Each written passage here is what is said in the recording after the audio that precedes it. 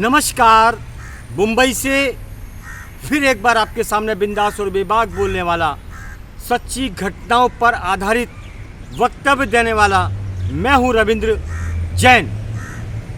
राजनीति अड्डा बन चुका है गैर कानूनी धंधों का।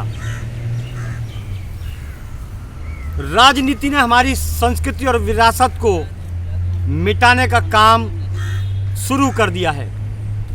इन नेताओं की जुमलेबाजी और नेताओं की दुकानदारी से आम जनता में त्राही त्राही मच चुकी है।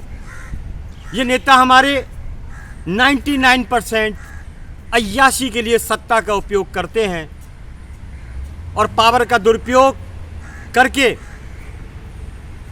अपनी गुंडागर्दी का डंका बजाते हैं। ये है कड़वा सच। माननीय सर्वोच्च न्यायालय जी, कोई भी अपराध अगर होता है, माननीय सर्वोच्च न्यायालय जी कानून में संशोधन करें। एमएलए, नगर सेवक, जो भी नेता है ऊपर से नीचे तक, उनके इलाके में अगर कुछ घटना होती है तो जिस तरह पुलिस का ट्रांसफर होता है, तबादला होता है, सस्पेंड होते हैं, उसी तरह ये कानून इन नेताओं के ऊपर भी लागू हो। नगर सेवक को, एमएलए हो या कोई भी हो, जहाँ पर भी अपराध की तादाद बढ़ती है उनकी भी छुट्टी कर दी जाए, क्योंकि ये देश, ये कानून, ये प्रावधान आम आदमी के लिए नहीं, सभी के लिए है। फिर ऐसा क्यों होता है माननीय कि सत्ता पर आने के बाद नेताओं को ऐसा लगता है कि ये देश हमारे बाप की जागीर हो चुका है, हम मनमानी करेंगे, हम गुंडागर्दी करेंगे, हम किसी को भी उठा के बंद करवा देंगे। माननीय, देश में प्रगति के नाम पर देश कर्जदार हो चुका है, ये बात आपको मालूम होगी। और देश के अंदर जो भयावह कृत्य होते हैं, आए दिन संतों की हत्या, आए दिन लव जिहाद, आए दिन रेप, हजारों घटनाएं रोज होती है माननीय। कभी कोई गलती से अगर वीडियो वायरल हुआ तो उसका संज्ञान लिया जाता है, बाकी तो जैसा चलता आया है मुगलों के शासनकाल में, अंग्रेजों के शासनकाल में, वैसा ही अभी इस शासनकाल में चलता है। माननीय, ये नेताओं की जिम्मेदारी देश संभालने की होती है, परंतु ये अय्याश नेता गंदी राजनीति करते हैं। ये अय्याश नेता कायरता भरी राजनीति करते हैं। इनको देश और जनता से कुछ नहीं पड़ी है माननीय, ये कड़वा सच है। और ये देश की जनता इस बात को समझती है। माननीय, पावर और सत्ता का दुरुपयोग करने वाले हमारे नेताओं पर कौन अंकुश लगाएगा? हम आखिर पुकार किससे करें और किसको पुकारें? क्योंकि नीचे से ऊपर तक जो भ्रष्टाचार और गुंडागर्दी की जो लाइन लगी हुई है, ये सब एक ही रंग में रंगे हुए हैं। क्या सत्ता हो, क्या विपक्ष हो, क्या पक्ष हो, इन नेताओं की पूरी टीम है। तू रात में भौंक, मैं दिन में भौंकूंगा, मिल बांट के खा पी जाएंगे। जनता तो शुरू से बेवकूफ़ थी, है और रहेगी। जनता को तोड़ने का काम, जाति बंटवारे का काम, धर्म को फोड़ने का काम इन नेताओं का है। और इनके जो फंटर हैं, जो जगह जगह ऑफिस लेके बैठे हैं, विभाग अध्यक्ष, उप विभाग अध्यक्ष, फलाना अध्यक्ष, धमाका अध्यक्ष, इन गुंडों का कोई काम नहीं है। इनका एक ही काम है, बैठ के गुंडागर्दी करना और वसूली का पैसा बांटना। माननीय, सेवा तो हमारी आर्मी करती है बॉर्डर पर, अपने बच्चों परिवार को छोड़कर। ये नेता क्या करते हैं? बेरोजगार नेता सत्ता पर आने के बाद पूरे भारत को नुकसान पहुंचाते हैं, तो भी इनको देशद्रोही को, इनके ऊपर देशद्रोही का केस लागू नहीं होता। इन्हें देशद्रोही नहीं कह सकते, इनके खिलाफ कुछ बोल नहीं सकते। ये इतने बड़े गुंडे माफिया हैं कि बोलने वाले को फंसा देते हैं। मणिपुर में खुलेआम रेप होता है। 2 महीने पुरानी, 3 महीने पुरानी वीडियो गलती से वायरल हो गई। इन नेताओं को नींद से छुटकारा नहीं, पड़े रहें, अय्याशी से छुटकारा नहीं, इनको देश की परवाह नहीं।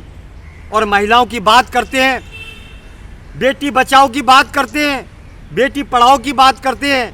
या तो आम बच्चियों से बलात्कार किया जाता है, उनको उठा के ले जाया जाता है। और ये नेता अय्याश पड़े रहते हैं सत्ता के चाशनी में डूबे रहते हैं ये नेता। इनको आदत पड़ चुकी है माननीय बड़ी बड़ी गाड़ियों में घूमना और ऐसा उतरना जैसे देश इनके बाप की जागीर हो, और इस तरह बात करते हैं जनता से, इस तरह रुबाब करते हैं जैसे बॉर्डर पर जंग जीत के आए हो। माननीय देश की बर्बादी में इन नेताओं का हाथ है, ये हम आपको बता देना चाहते हैं, वरना जनता तो बेचारी है, बेचारी थी और बेचारी रहेगी। इनके फंटर इनके भी बाप हैं। सब बंद करो राजनीति दुकानें, जितनी भी राजनीति दुकानें सब बंद होनी चाहिए, और दो राजनीति रहें लेकिन उनके ऊपर भी वही कानून हो जो भारत का संविधान जनता के ऊपर लागू है। जिसके इलाके में गंदगी फैली, बलात्कार हुआ या लूटमार हुई, उस नेता की पोस्ट छीन ली जाए।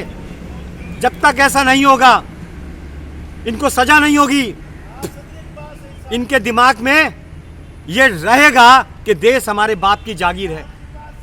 ये पगला चुकी है सत्ता पर आने के बाद, क्योंकि सत्ता का नशा दारू की बोतल से भी ज़्यादा है। मुफ्त का ब्रेक, मुफ्त की गाड़ियाँ, मुफ्त की सिक्योरिटी, पुलिस का बंदोबस्त सब इनके अंडर में रहता है। ये किसी को भी फंसा सकते हैं। ये माफिया सबसे बड़े कोई और नहीं, देश को माफियाओं से बिगाड़ने का पूरा एजेंडा इन नेताओं का है। किसको फंसाना, माफियाओं के जरिए, फुटपाथ पर कब्जे, जो भी गुंडागर्दी, ड्रग्स के कानून, जो भी कुछ होता है माननीय, जो भी घटनाएं आपराधिक अगर होती है वो नेताओं का राजनीतिकरण है, ये बात सच है। तो ऐसी सत्ता को हटा दिया जाए, जड़ से मिटा दिया जाए। ये गुंडागर्दी करते हैं सत्ता पर आने के बाद, तो ऐसे लोगों को देशद्रोही की सज़ा में घोषित किया जाए, वही इनके ऊपर नियम लागू किया जाए जो आम ड्रग्स के ऊपर होता है। माननीय देश को बर्बाद करने में इन नेताओं का हाथ है, वरना देश में अपराध हो ही नहीं सकता है, देश में रेप हो ही नहीं सकता है, देश में ड्रग्स आ ही नहीं सकता है, देश में बमकांड हो ही नहीं सकता है। ये नेताओं की मिली भगत, ये अय्यास, बुज़दिल, कायर, ये मुगलों के भी बाप हैं, षड्यंत्रकारी हैं। माननीय अभी एक नेता नज़र आता है जिसकी निगाहें, पूरी दुनिया की निगाहें उसी के ऊपर हैं, वो है योगी आदित्यनाथ, जो अपने दिल और दिमाग से अपनी धरती के लिए काम करता है। ये है मेन राजनीति, रणनीति, इसको कहते हैं तरीका काम करने का, जो निष्पक्ष होकर अपने देश के लिए जो भी करना चाहता है वो सही करता है। भर भर के तारीखें नहीं मिलती, ना वो तारीख देता है, सीधा ठोक देता है, क्योंकि ये गंदगी साफ करना जरूरी है। क्या मतलब, तारीख पे तारीख, तारीख पे तारीख, तारीख पे तारीख, जो गंदगी है ठोक दो, साफ कर दो। हमारे देश के कानून को, संविधान को बदलना होगा माननीय।